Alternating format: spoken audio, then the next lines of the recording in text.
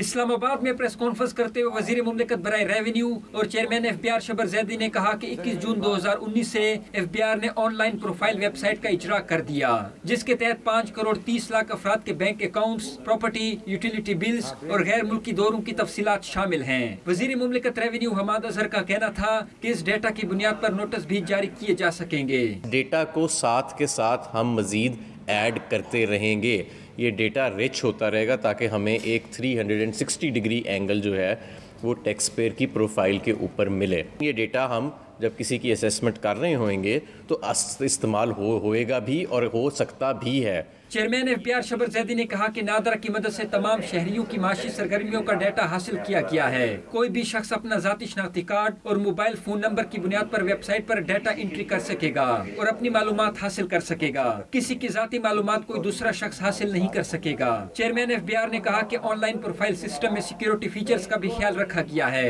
انہوں نے کہا کہ منسٹری اسکیم کے علاوہ بھی شہری ایف بی آر سے آن لائن ڈیٹا بیس کے ایف بی آر معلومات لے سکیں گے۔